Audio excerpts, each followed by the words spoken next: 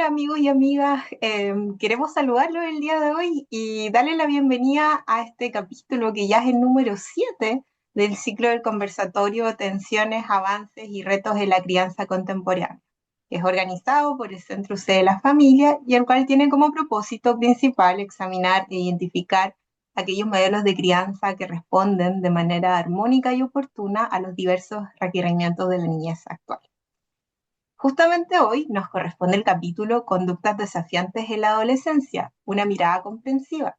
Y para poder desarrollar este tema tan relevante nos acompaña una gran experta en la materia. Antes de iniciar la actividad, queremos recordarles que este ciclo cuenta con certificación académica, cuyo registro se podrá realizar mediante el llamado de un formulario que aparecerá justamente en el transcurso de esta transmisión, así que los invitamos a que estén súper atentos. Ahora sí, vamos a comenzar y queremos presentar a la doctora Valerie Llaneret. Ella es médico cirujana de la Pontificia Universidad Católica de Chile, es psiquiatra pediátrica y de la adolescencia por la Universidad de Chile. Además, ella es terapeuta familiar y de parejas por el Instituto Chileno de Terapia Familiar.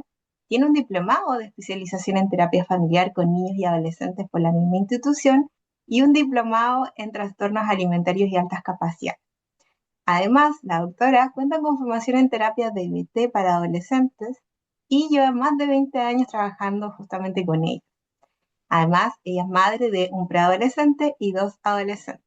Doctora Valerie, muchas gracias por acompañarnos hoy y le doy la palabra. Muchas gracias, Nicole, por esta oportunidad. Voy a compartir primero una breve presentación para dar un poco las bases para después que podamos hablar. ¿Está bien, no es cierto? Súper bien, doctora, así que muy bienvenida nuevamente. Súper. Ya. Entonces, a mí me gustaría partir esta presentación, que es de conductas desafiantes, ¿no es cierto?, en la adolescencia, un tema difícil.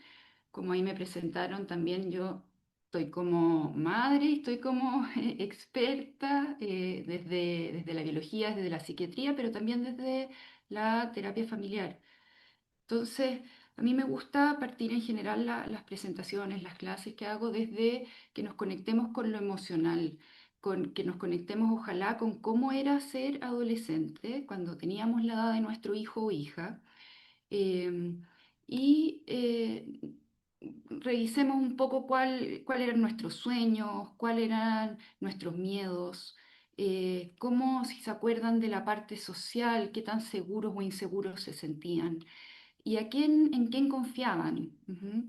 ¿Qué era para ustedes en ese momento una autoridad? ¿Quién les daba confianza? ¿A quién le hacían caso? Y al revés, ¿qué conductas o de adultos hacían que en verdad pensaran incluso fueran oposicionistas o que les crearan rechazo o daño? ¿Mm?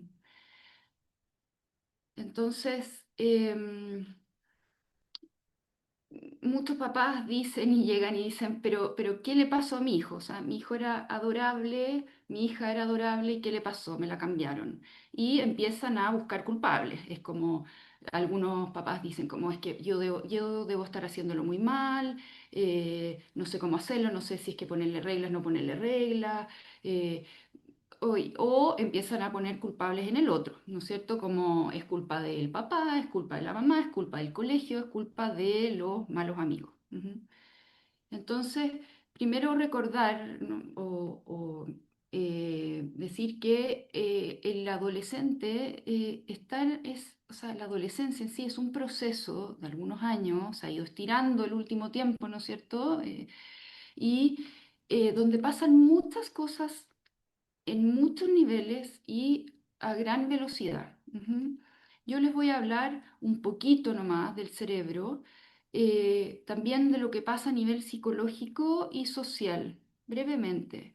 Pero biológicamente no es solamente que nos damos cuenta que se pegan el estirón, que empiezan los caracteres sexuales secundarios, que les cambia la voz, les cambia el cuerpo, se sienten distintos, es la etapa donde menos confianza de la imagen corporal hay.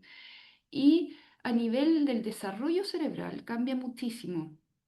Entonces, vamos a ver cómo acá esta es una imagen que recorrió el mundo ya hace varios años y solamente puse desde los 12 a los 20, que es la edad que nos convoca, eh, porque la gente muchas veces piensa que los cambios cerebrales pasan en las guaguitas, ¿ya? O después de preescolares. Y sí, es verdad, pero durante la adolescencia hay muchos cambios y nuestros adolescentes están en esto. ¿M? Em, Hay un desbalance, que lo pongo acá en este gráfico, y un desbalance real. El cerebro madura en destiempos y la parte de la emoción em, madura mucho antes, entonces no es nada de raro que uno vea, claro, efectivamente están mucho más sensibles a la recompensa, que piensan los pares, que el estatus social, sienten intensamente. Y por otro lado, la parte del control, de la planificación, de la organización, el control de la conducta, de la emoción, eso madura mucho después. Entonces, no es solamente que sean como inmaduros, sino que además está desbalanceado, ¿ya? Yo a veces les explico a los papás, es como que tienen el motor y el acelerador full, pero el freno todavía muy, muy inmaduro. Entonces se produce, como les digo, este gap que explica muchas de las conductas, explica que a veces cuando están tranquilos uno pueda hablar perfectamente con ellos, uno pueda razonar, se sepan la regla de memoria, pero cuando están interferidos emocionalmente, gana el impulso y pueden hacer, ¿no es cierto?, cosas de riesgo. Em, por otro lado, esto mismo que tienen eh, en el fondo esta conciencia social que es tan importante pertenecer, también hace que muchos grupos y avances sociales han venido de los adolescentes. ¿M? A mí me encanta conversar con ellos, me encanta, eh, muchos son idealistas, tienen idea, como digo, muchos proyectos sociales vienen de ellos. Arriesgan la vida a veces en una marcha por alguien que ni siquiera conocen. Eh, entonces, desde la biología, cosas para tratar de llevarlo a la práctica. Esto que a veces se habla de las amígdalas cerebrales, están hiperreactivas en la adolescencia. ¿Ya? Uno a veces, no sé, le dice algo a un adolescente y como que, ¿qué? Como que, y uno como que dice, chuta, ¿por qué me contestó así? ¿Ya? Hay un correlato biológico. El rechazo social, se ha visto ahora que hay mucho más tecnología, cuando un adolescente es rechazado, eh, las estructuras que finalmente se activan son muy, muy parecidas a las estructuras que genera el dolor físico, o sea, a lo que realmente les duele. ¿M? Y además, hay muchas más cosas que pasan, pero además pasa que hay un retraso de la fase circadiana, entonces se empiezan a acostar mucho más tarde. Naturalmente no les da sueño, bueno, también podemos hablar ahí todo el tema de las redes sociales, pero y pasan muchas veces muertos de sueño y a veces salen de vacaciones, empiezan a dormir y uy, les cambió el genio, les cambió todo, ya es una persona con la que se puede hablar. Entonces, a ver, de lo psicológico, muy corto, porque pasan muchas cosas a nivel psicológico, pero una imagen que a mí me ayuda es esto de que por un lado están en proceso de ir viendo quiénes son, de la identidad y de poder fijar límites, ¿no es cierto?, de su autonomía también, y por otro lado tienen que, está este sentido de pertenencia que es propio de la adolescencia. El adolescente tiene que, es parte el poder tener un grupo de pertenencia, es parte de los desarrollos de los hitos del desarrollo de la adolescencia. Por lo tanto, la idea es que un desarrollo sano es que un adolescente pueda tramitar la autonomía, los límites con su familia y lográndolo, ¿no es cierto? Ya no es que piense igual que la mamá, no es la copia del papá, sino que va viendo quién es, cuáles son las cosas que le gustan, como les digo, sus límites, y también que lo pueda tramitar con sus pares, que también pueda ponerle límite a sus pares. Y la pertenencia también, un adolescente que necesita también sentirse y es un factor protector que se sienta parte de su familia, de su grupo, que se sienta parte y así también que tenga pares donde se sienta parte, ¿ya? Entonces, ¿qué pasa cuando solamente la pertenencia, cuando están peleados con la familia, todo este sentido de pertenencia lo ponen en los pares? Ujú.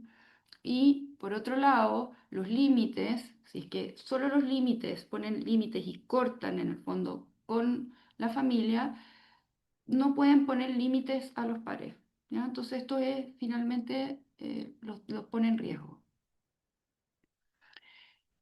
Aquí pongo esta lámina porque cuando analizamos conductas, ¿no es cierto? Cuando a mí me llega un papá, una mamá, estoy preocupado por tal y tal cosa y me lo ponen generalmente en el muchacho o muchacha, ¿ya? Hay que ver todo en el fondo. Tenemos que poder mirar el contexto. Ujú. Tenemos que poder mirar ese chiquillo, chiquilla, quién es su familia, quiénes son sus papás, cuáles son los estilos de crianza de sus papás, cuál fue, a veces es muy interesante ver cuál fue la historia de los papás, por qué están haciendo lo que están haciendo. Ujú.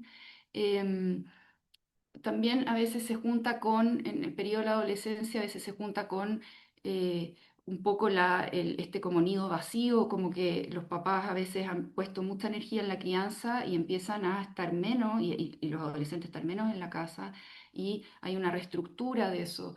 De a veces se junta con la perimenopausia, se junta con problemas de trabajo de los papás, se junta con el cuidado a veces de los abuelos. Entonces, eh, y tener en cuenta también el colegio, quiénes son esos seres significativos para el adolescente. ¿Mm? ¿Quiénes?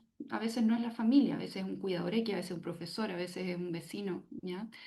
Y tener en contexto también lo sociocultural, lo que está pasando en su barrio, lo que está pasando a nivel de políticas públicas.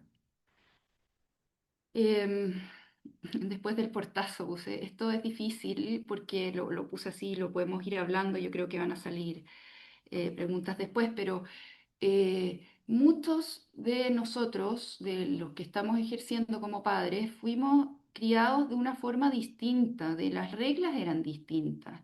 Por lo tanto, muchas veces se nos salen cosas o, uy, esto hubiera sido una falta de respeto en mi caso.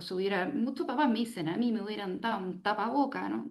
Entonces, eh, a ver, lo que quiero, ¿por qué puse esta lámina? Es porque como les expliqué con el tema del cerebro, cuando esto también para nosotros adultos, pero en los adolescentes, cuando hay una conducta así, un portazo, aquí va en que esperar, esperar, esperar por lo menos unos 20, 30 minutos antes de poder tener una conversación porque tenemos que esperar nosotros a poder calmarnos y también dejar tiempo para que el adolescente, para que nuestro hijo o hija se calme, ¿ya? No perseguir, no argumentar, no sermonear, ¿ya? Yo he escuchado a veces chiquillos que me dicen, es que, es que en verdad yo entendí ya entendí que estaba súper enojado y en ese minuto no podía hablar porque iba a dejarla grande, pero me dicen, doctora, mi mamá me perseguía, ¿ya? Y en verdad, claro, a veces pasa y uno en el fondo ahí es poder hacer ahí la pausa y primero uno tiene que estar tranquilo para poder realmente tener una buena conversación. Porque pasa que cuando está uno muy enojado o muy, en el fondo, interferido emocionalmente, y esto a los adolescentes les pasa aún más, la conexión con la parte más racional es mucho menor. Eso no es una metáfora, es verdad. ¿Ya? Ya esta conexión que les explicaba un poquito de la corteza frontal, que es la parte más racional, con la parte de la emoción, eso ya es mucho menos en un adolescente y cuando está interferido emocionalmente es muchísimo menos. Entonces, en verdad, vamos a perder el tiempo y podemos escalar en conducta, en escaladas simétricas que se llama, ¿ya? Y eh, no, en el fondo, y puede llegar incluso a violencia y a conducta de riesgo. Ok. Em, ¿Qué es normal, qué no es anormal? Yo creo que aquí es más bien una cosa que y tiene más sentido verlo quizás caso a caso, pero es normal que haya crisis, sí, que hayan portazos, o sea, no sé si normal es la palabra, pero es esperable, ¿ya? Y en general lo que uno diría que duren horas podría ser normal, pero que después, en el fondo, no se rompa el vínculo totalmente, o sea, que después se pueda hablar, que sea algo más circunscrito. ¿Cuándo nos llama la atención? Cuando uno dice esta cosa, no, no, si es que dura días en que, no sé, en que uno ve al adolescente totalmente enrabiado, si es que hay conductas que se hieren o que hieren a otros, que rompen cosas, si es que uno ve que hay dificultades no solamente en el ámbito familiar con una persona, sino que con todas las personas de la casa y además en el colegio, en el lugar de sus estudios, con sus amigos, en fin, como ya cuando abarca más áreas, de todas maneras hay que consultar. Ujú. Cuando hay consumo de sustancias también hay que consultar. Y cuando empieza a pasar que todos en la casa andan como me dicen, pisando huevos, como que en verdad no le dicen nada porque tienen miedo que vaya a tirar algo, que se vaya a hacer algo, en fin, ahí también, ya eso no es normal. Ok, estas ideas yo creo que van a tener más sentido cuando veamos después casos.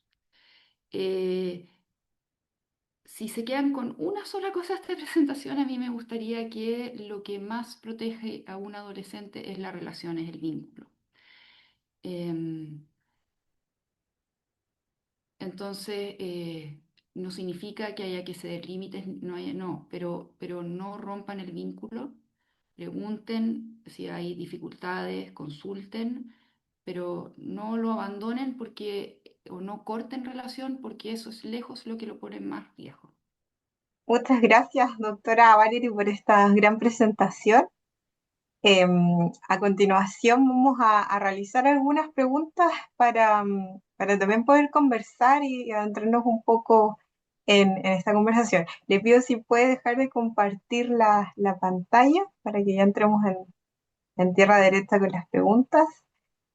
Y un aspecto que me llamó mucho la atención en las charlas fue este tema como de la pieza, que todo intento de diálogo termine, ¿cierto?, con un portazo.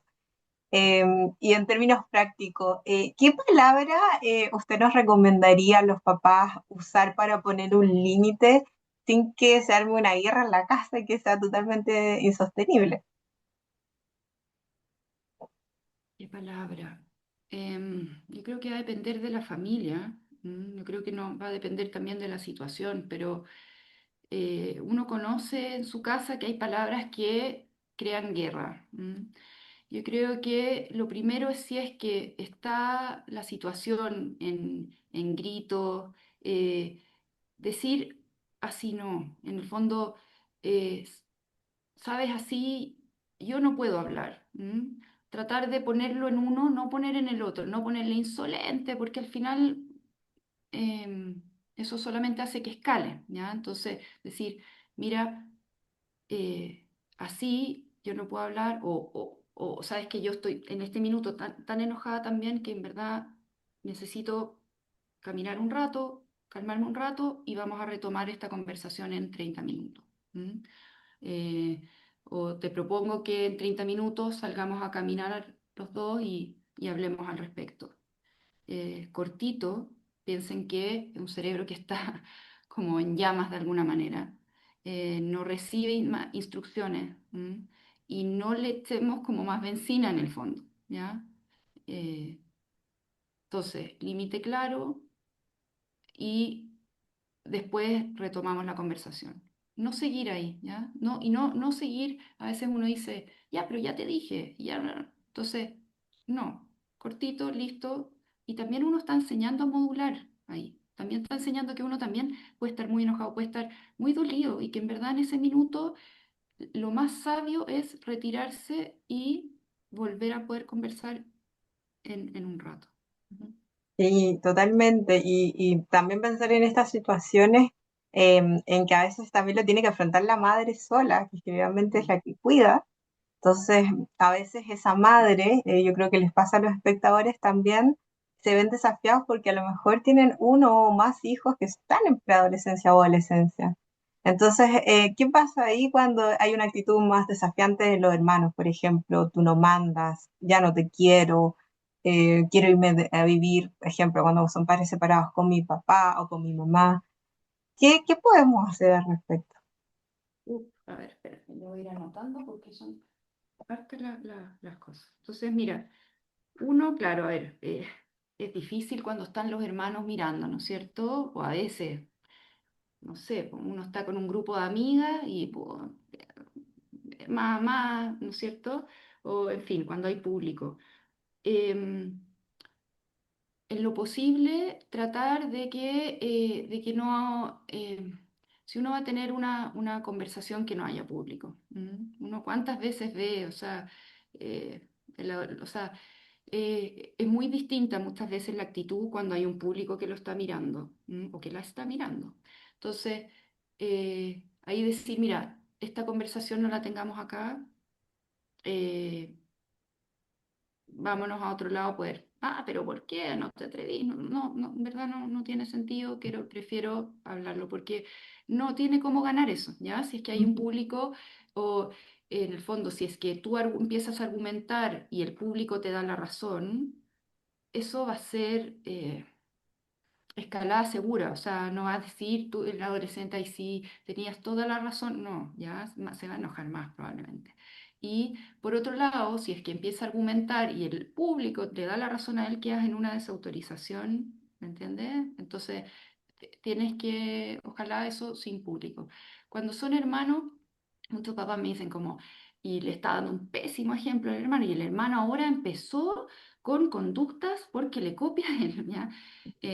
Esto le va a pasar a todos nuestros hijos, o sea, es parte del desarrollo normal que empiecen que tengan en el fondo, que desafíen el mundo adulto, es parte de poder eh, finalmente ser un adulto tiene que dejar de ser niño, se enojan con el mundo adulto para crear ellos sus propios, ver cuáles son sus valores, como les digo, su proceso de identidad. Entonces, todo eso es normal. Mm. No sé Perfecto, si súper claro. sí, sí. Sí, no, súper claro, es una realidad, la verdad que cuando hay más hermanos en la misma edad se da mucho, que los más chicos, claro, replican o tienen conducta hasta incluso más conflictivas que los que están saliendo de la adolescencia y están entrando, por ejemplo, en la universidad. Eso lo vemos a diario. Qué interesante también cuando nos comentaste que los adolescentes también tienen todo un camino, un proceso de construcción de identidad, entonces dentro de ese camino van viendo lo que les gusta, lo que no les gusta y muchos papás en ese camino sienten que ellos tienden a tener conductas que no les hacen bien. Entonces, ¿cómo uno puede decirle, porque no te escuchan, no te entienden, están metidos, digamos, en su mundo, en su interés? Entonces, ¿qué actitud deberían tomar los padres al respecto? Ya sea, podemos hablar de hobby, podemos hablar de carretes reiterados, podemos hablar a lo mejor de exigencias. Hoy en día que los jóvenes están muy conectados a redes sociales, mucha exigencia por comprar determinados productos, sobre todo mujeres, por el tema de la imagen también. Entonces, ¿qué podemos hacer? Mm. Em, a ver, lo que más resulta en general es, es un estilo que se llama motivacional, que tiene que ver con hacer más preguntas, que ellos vayan sacando sus conclusiones. Entonces, por ejemplo, más que decirle, oye, pero ¿cómo te gastáis la plata en puras tonteras, por decir? Como entrar en, uy, ¿por qué te compraste eso? Y no sé, te alcanza, no sé, estuvo bien, al final de mes estuviste bien, te alcanzó, no te alcanzó. eh, Porque el punto, a veces uno como que trata de tomar un atajo y decirle qué es lo que le conviene y no le conviene. Pero ahí yo les digo, traten de recordar cuando ustedes eran adolescentes, ¿qué pasaba? Muchas veces. de partida, si te lo decían tus papás, depende cómo te lo digan, pero muchas veces si te dicen tus papás, es como que a veces incluso pasa que es como, ah, no, inmediatamente no, ya como rechazado. Como que, eh, entonces, ojalá que ellos lleguen a eso. A veces se van a tener que equivocar. A veces, efectivamente, parte de crecer es equivocarse. Obviamente uno tiene, si uno siempre trata que los hijos no sufran, ¿no es cierto? Pero a veces efectivamente van a tener que ver las consecuencias. ¿M? Y ahí creo que es importante que a veces como papás también nos quedemos un poquito, depende que sea, pero puta, no sé, por decir, si lo pillaron copiando, bueno, tendrá que asumir las consecuencias, ¿ya? Y no ir al colegio a decir, oiga, mi hijo, pobrecito, no, tiene que asumir el castigo. ¿M? Si Ujú, se gastó la plata para no sé qué y después se quedó unos días con menos plata y no sé, bueno, no sé, en verdad yo creo que es importante ayudarlos en eso, a madurar de alguna manera, hasta a poder entender que las cosas tienen consecuencias, porque si no, claro, uno dice, pucha, son súper inmaduros, pero si es que uno les ha hecho todo siempre, o les ha totalmente. solucionado todos los problemas. Sí, totalmente, doctora. ¿Y qué pasa cuando, cuando los papás, por ejemplo, no están de acuerdo entre ellos respecto a un determinado conflicto? Por ejemplo, siempre hay un papá que consiente más, el otro pone reglas y da la sensación de que el hijo termina al final manipulando un poco la situación. ¿Qué ocurre con ellos? Mm, mm. ¿Tú piensas, tú me estás preguntando que viven en la misma casa? Sí, Mm, o puede ser mm, en padres separados también, como usted quiera, mm. muy ilustrativo y ocurre en los dos casos. En los dos casos, sí. Eh, a ver, hay cosas que se tienen que conversar, eh, como que yo creo que los papás tienen que saber cuáles son las cosas en que no se transan, ¿ya? Por decirte, en, no sé, en la adolescencia, no se consumen drogas, por decir. Y que ambos estén de acuerdo y eso no se transa. Ojalá, me estoy poniendo en el papel más difícil que es cuando están separados y peor todavía cuando tienen una mala relación entre ellos, ¿ya? Eso, uy, eso es lo más difícil. Ahí, ojalá que, claro, elegir las cosas que no, que se pongan de acuerdo, que ojalá estén en ambas casas. En ese escenario, a veces tienen reglas distintas y no es que, o sea, un chiquillo puede tener un desarrollo normal si es que en un hogar hay una casa con límites, con cuidado, una casa donde se sienta acogido. A veces eso, ya que tenga un lado, es suficiente. Ahora, obviamente el adolescente va a ir al lugar donde haya menos reglas, ¿ya? Si pensamos que un cerebro que está mucho más puesto en el placer inmediato, en el pertenecer, obviamente va a elegir. No es que vaya a elegir al que lo hace mejor como papá, ¿ya? Ni mamá. A veces se sienten muy como mal y dolidos los papás porque se fueron a la otra casa. No, no significa que lo están haciendo mal o no, ¿ya? Es como es lo esperable, de alguna manera. Entonces, ahí el punto es decir, mira, en esta casa se hacen así las cosas, no hablar mal del otro papá, ¿ya? Porque cuando uno habla mal del otro papá lo hace elegir y generalmente eligen al que está siendo criticado. Entonces, no, entonces hablar de uno, mira, a mí me preocupa tal cosa, en esta casa se hacen así las cosas, listo. ¿M? Y después hablar con el papá, ponerse ahí de acuerdo. Sí, y respecto, o sea, ¿cómo sabe un papá o una mamá si está poniendo límites sanos o cuando eso nos saltamos al otro lado, a la otra vereda, cuando termina siendo más dañino y termina como dañando el vínculo, siendo más controlador? ¿Cuándo hay límites sanos? Mm, sí. Em, A ver, un límite sano, un límite, la idea del límite es cuidar, ¿no es cierto? Entonces, si uno ve eh, que se está cumpliendo esa función, que es un límite que que tu hijo o hija se te acerca, que puedes negociar algunas cosas. Como digo, hay cosas que no son transables. Por ejemplo, el tema droga, en mi caso, no es transable, pero quizás la ida a buscar a tal o tal hora, cosas como, no sé, que la ropa, el corte, como, ya, como que hay cosas y sobre todo que se mantenga ese vínculo. O sea, si es que están en problemas, si es que quedaron solos o solas en algún lado, si les pasó, como que te puedan llamar y decir, mamá, ven, o después me pasó esto. Ahí yo diría, ok, la cosa vamos bien. Em, cuando me quedé pensando en cuando los papás viven en el mismo lugar, o no solamente los papás, a veces hay cuidadores, hay una abuela que interviene, hay más de alguien, estaba pensando, y hay distintos estilos que genera mucha ansiedad ya a los adolescentes, porque de repente no sabe si le van a decir una cosa, otra cosa, a quién le pregunto, eso crea peleas muchas veces entre ellos mismos, entonces quedan ellos entre medio, entonces también eso es peor para ese adolescente, el que haya como un papá, mamá buena onda y el otro no, ¿ya? Para el desarrollo adolescente es claramente es un riesgo, ¿sí? Sí, y hoy en día vemos que cada vez niños y adolescentes en el fondo ocupan gran parte del tiempo post colegio en estar conectados a redes sociales o a las pantallas en general, ¿no?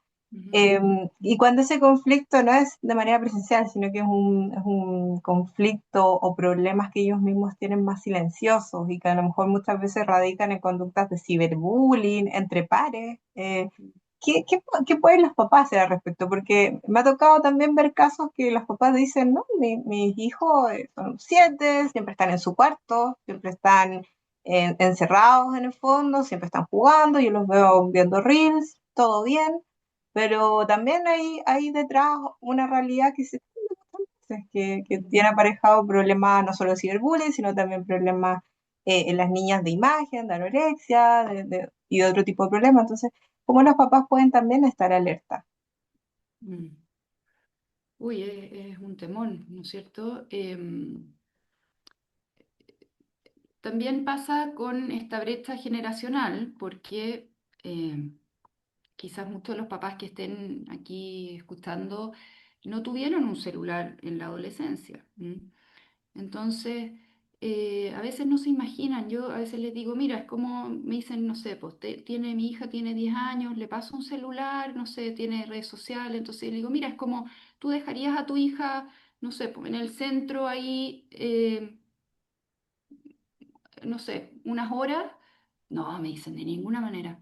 Bueno, en el fondo lo mismo, puede conversar con distintas personas, puede ver distintas cosas. Entonces, en el fondo es no quedarse como tranquilos con que el hijo está en la pieza. Probablemente muchos vieron la serie Adolescencia, ¿no es cierto? Que un caso extremo, pero eh, ir a buscar esa relación. Es raro que un hijo adolescente te diga, oye, quiero conversar. No, no, no, a veces, ¿no es cierto? Pero es ir a buscar eso, a, no sé, buscarlo en algún Encontrar como momento. instancias, claro, Exacto, dinámicas meterse. familiares, ¿cierto? Que Ujú, igual sí. hoy en día, a veces por la jornada laboral propia de los padres o los dos padres trabajan, es muy difícil a veces tener esa instancia. A veces 15 minutos en la cena nos vemos, preparamos las cosas para el colegio, ya, un nuevo día y así vamos. Ujú, exacto. Entonces, aprovechar ratitos, si también no es tener una tremenda, a veces los papás tienen como unas expectativas, ¿no es cierto? Voy a hacer el día, como, no, son ratitos. A veces cuando uno comparte un trayecto, a veces, oye, ayúdame a, no tengo idea, o hagamos esto juntos. A veces decir, oye, ¿te puedo ayudar en algo? Preguntar. Aunque a veces responden monosílabos, pero estar ahí, preguntar. Ojalá que todos los días haya una pequeña conversación. ¿Qué estuvo bien hoy día? ¿Qué estuvo difícil? Cortito, no tiene, pero que esté eso, porque también da la oportunidad para cuando la cosa no esté bien, ya saben que ese ratito va a estar. Ujú. No, excelente, excelente consejo. Y respecto a eso mismo, ¿qué pasa también con el rol de, sobre todo de los padres y quizás de la mamá? que ve que lleva 3 años con un hijo de 13, 14, 15 años que le lleva respondiendo solo monosílabos, que a lo mejor su identidad digital la construyó de otra manera a lo que ella lo conoce, que el tiempo y la vida no le alcanza en el fondo para a lo mejor, como hoy día lo exigen casi las redes, como viajar, ir a una cafetería, ir al mall, o sea, ¿qué podemos hacer también con las exigencias que la sociedad también impone a los padres respecto a los adolescentes y cómo estos adolescentes también generan sus propias identidades en redes que también yo creo que para ellos mismos está en construcción, o sea, ni ellos tampoco han terminado, digamos, de terminar ese engranaje. ¿Cómo lo Ujú. ves tú? A ver, primero el tema de padre o madre, yo creo que a veces uno también puede enganchar en que para que un hijo sea feliz tiene que viajar, tiene que ir para allá, tiene que tener vacaciones. No, o sea, ningún estudio, en verdad, dice que eso es necesario para tener un desarrollo mejor o peor que otro. O sea, no, de ninguna manera. Eh, de hecho, una de las cosas predictoras de el desarrollo de tu hijo o hija es la capacidad de mentalizar del papá o de la mamá, de imaginar, de pensar qué le estará pasando ahora, qué estará pensando. Esa capacidad es predictora del desarrollo, más que el nivel socioeconómico, en fin. El punto es que esa capacidad que parece fácil se logra cuando uno está bien, cuando uno está tranquilo. Cuando uno está cansado, estresado, todos nos ponemos más egoístas. Entonces no andamos, con suerte andamos, con suerte sabemos cómo estamos nosotros. No estamos, la cabeza funciona así. No podemos estar en ¿y qué le pasará ahora? ¿Ya? Entonces yo te diría primero ser como compasivo, no sé si se entiende esa palabra, pero ser amorosos con uno mismo, de, no sé, que no ha sido fácil, no me toca cansar, no, estoy cansada, estoy haciendo lo mejor posible, en fin, primero, ¿ya? Eh, Tratar de sacar las culpas, creo que no sirven de mucho, ¿verdad? Uno está haciendo lo Ujú. mejor posible y muchos de los papás podrán ver que quizás a ellos tampoco les tocó algo perfecto y ¿no es cierto? Se las arreglaron. Hay papás que se desviven por esta como perfección de paternidad que debería existir que sale en las redes.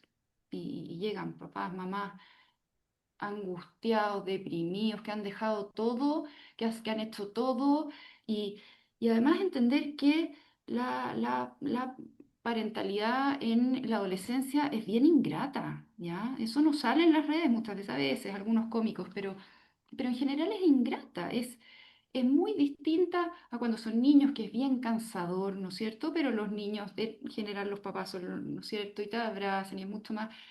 eh, acá no, es dar, estar, ojalá lo más tranquilo posible, estar cuando te necesitan, cuando a veces uno molesta, es difícil.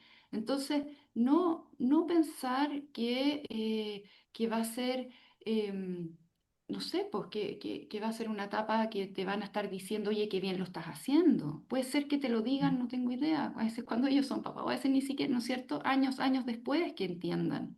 No esperen, y ahí aprovecho de decir, no esperen esto como algunos me dicen, no, lo que pasa es que yo soy amiga de mi hija, somos amigas. Entonces, ya, ahí viene la pregunta, ¿y dónde está la mamá? ¿Mm? Porque necesitan una mamá. A veces es muchísimo más fome ser una mamá o un papá, ¿no es cierto?, que tener el rol de par. Es distinto. Ujú.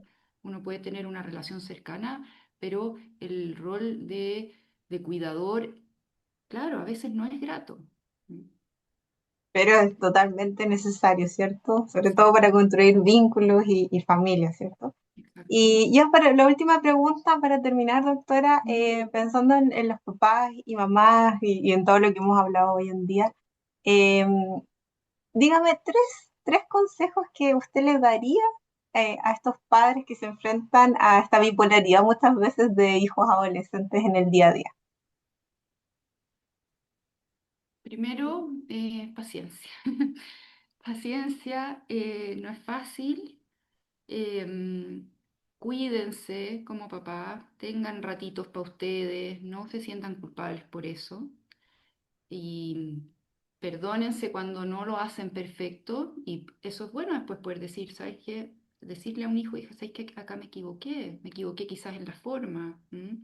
La idea era esta, pero me equivoqué en la forma, perdón.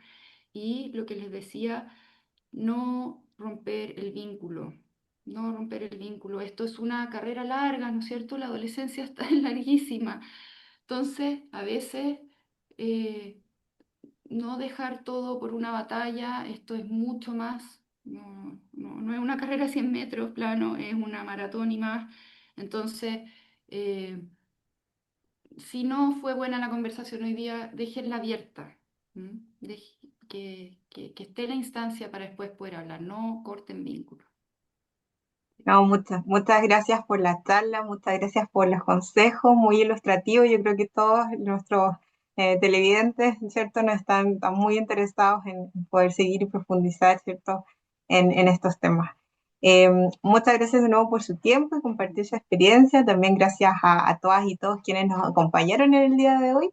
Y por último, los dejamos cordialmente invitados para la próxima charla, que ya viene el próximo miércoles por este mismo canal de YouTube. Así que los esperamos con muchas ansias y muchas gracias. Nos vemos hasta la próxima. Mm. Gracias a ustedes.